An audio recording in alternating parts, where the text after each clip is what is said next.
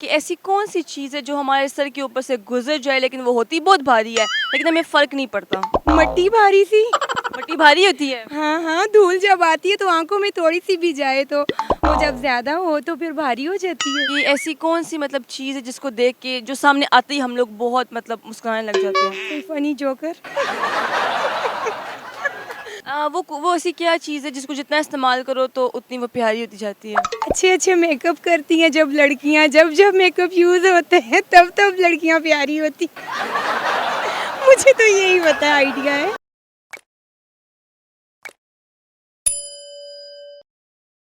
अस्सलाम वालेकुम। वालेकुम अस्सलाम। आपका नाम? अनीला। अनीला, मुझे ये बताएं कि ऐसी कौन सी चीज़ है जो हमारे सर के ऊपर से गुजर जाए लेकिन वो होती बहुत भारी है लेकिन हमें फ़र्क नहीं पड़ता। आंधी तूफान। इसके अलावा? इसके अलावा बड़ा सा प्लेन। इसके अलावा? इसके अलावा मट्टी भारी सी। मट्टी भारी होती है। हाँ हाँ, धूल जब आती है तो आंखों में थोड़ी सी भी जाए तो वो जब ज्यादा हो तो फिर भारी हो जाती है।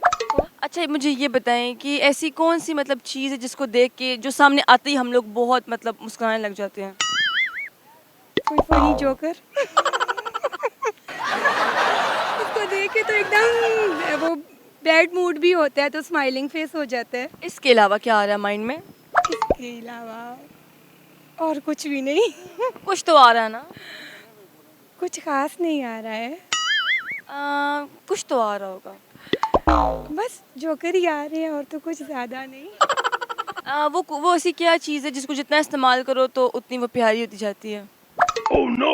ये तो आपने क्वेश्चन बहुत ही मुश्किल किया है। नहीं नहीं, मैंने कहा है कि ऐसी मतलब क्या चीज़ है जो जिसको जितना इस्तेमाल करो वो उतनी प्यारी होती जाती है। इतनी ज्यादा होती है, प्यारी होती है।